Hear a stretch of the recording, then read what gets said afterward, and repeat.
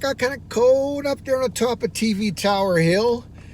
I'm on TV Tower Road now, pointing downward. So I'm leaving. It was a wonderful time. I'm going to play a round of golf at the what they call the poor man's Pebble Beach, Morro Bay Golf Course. And yeah, I got my Alaska hat on because that's where I'm from. You know, roaming the lower 48, playing around the golf in every state. I'm almost done. It's California. And then I got to decide what to do. I think I'm going to take the plunge and retire and live in Alaska in the summer and then drive off every winter for a new adventure. Might be Canada, might be lower 48. Won't be Hawaii until they build some sort of a road. So yeah, the sun is up and I'm starting to feel more confident about retiring and doing this full time. I hope I'm not the only one who teeters on these big life-changing decisions. I've been teetering on this one for months and months. I think I just need the courage to do it. I think if it was a little diving board or something, I was afraid to jump off into the water. This is a bad metaphor because I can't swim. But let's say I could. I'd want somebody to push me off. In fact, that happened. The reservoir we used to drink out of and swim in. Yeah. I was the only one in our gang who just wouldn't go in. It was 26 feet deep. Terry Branch, he could go all the way down to the bottom and he'd pick up like chairs and tires and other stuff in our drinking water and I'd bring them all the way up to the top, and he was the best at doing that. He was like a sea hunt, that guy. So it wasn't Terry who pushed me off, it was this bully. Terry wouldn't have done that. But I'm kind of glad he did, because although I kind of started flapping like a bird before my feet even got in there, I was trying to fly so I didn't have to go in the water. I don't think I got wet past my, pants. I was out of there, but I was so glad I did it, Jimmy Jones, that was the name of the kid. I don't know where he is now. Hope he's still alive. Thank you, Jimmy, for pushing me in the reservoir, even though I can't swim. And by the way, you can swim if you have to, for a while anyway. And I did. I think I'll have to push myself into retirement. But how do I do that? Because I'm afraid.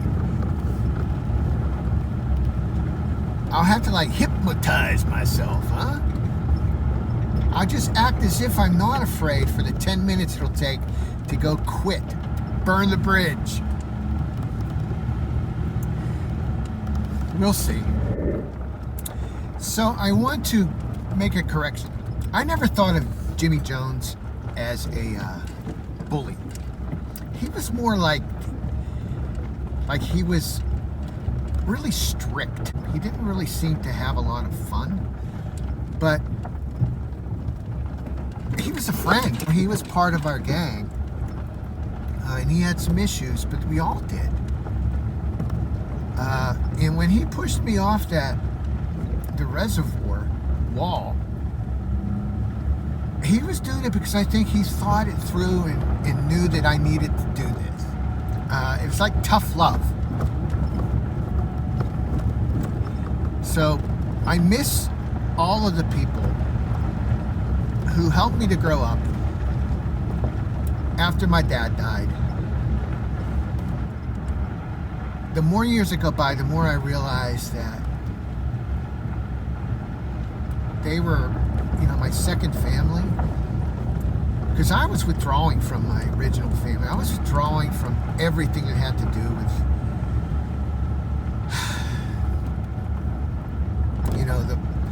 my dad died of suicide, and I knew I was depressed also. And I was a teenager and turbulent adolescence. I just wanted out.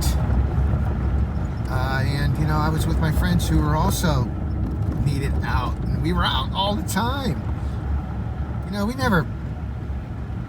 didn't help old ladies cross the street, but we didn't steal their purses or anything. There's a little Subaru parked right on the road. Okay, he was safe. And sometimes I just feel this huge emotion when I think about, when I get snapshots in my head or little movies, memories of our gang. We were all good people. Even though the neighbors didn't think so, we really were. The only people we were hurting were our own bodies, our immune systems, and our lungs, and our livers, and our minds, but we didn't bother anybody else. And I guess I'd have to say Terry, the guy who would dig up things from the bottom of the reservoir and bring them up, he was also a leader in the gang, and he was the first person that called me after my dad died, because I felt like a leper, you know. I felt like nobody wanted to get near me, and some of that's true. There's a big stigma about suicide, still is.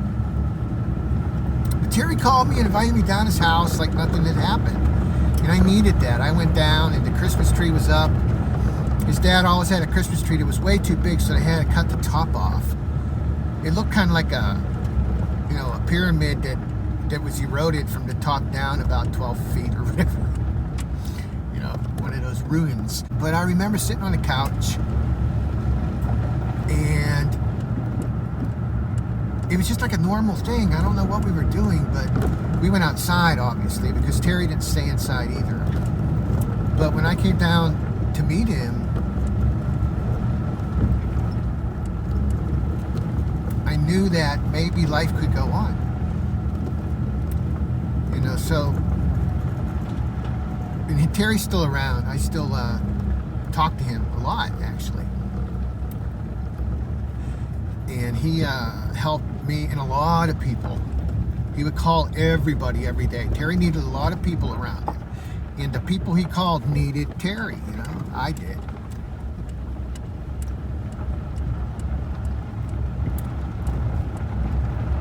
So we're all grown now, and most of us, I say half of us might be dead. Some are missing, you know, like Jimmy Jones. We don't know where he is. But a lot are still around. I mean, we were playing golf. We were out at the driving range, about 4 of us. And like 40 some years ago, we used to go out there and hit golf balls when we were kids, 50 years ago. And we were still going out there, and we were having competitions, who could hit the ball the farthest, having fun. And the lady who rents the golf balls out, or I guess you rent them, right? She said, "You guys are having fun out here, aren't you?" Sorry about that abrupt little cut in the video. My storage space was full. I had to clear it out a little bit. It's a little warmer, so I changed my hat too.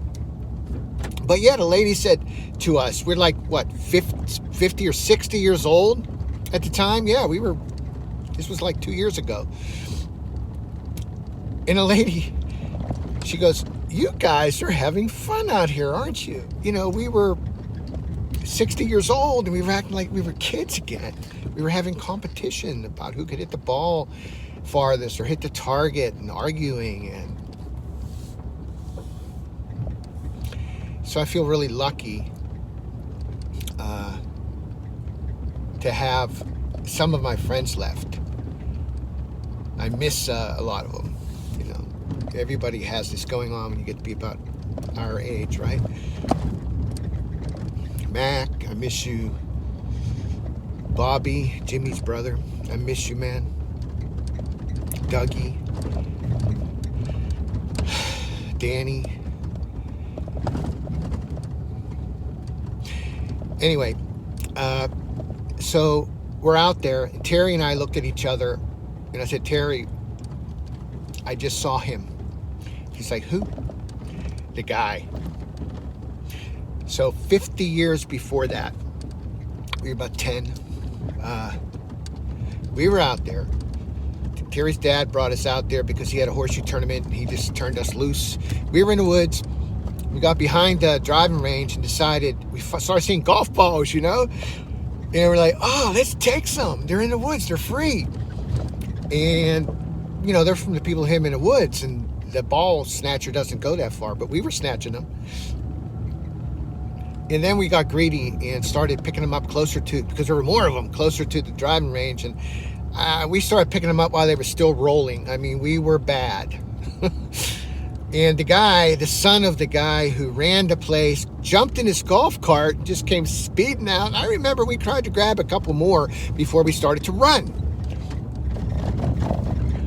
Terry's faster than me, so he was gone, and the balls were falling out. We had them like in our shirts, you know, like holding them like a basket.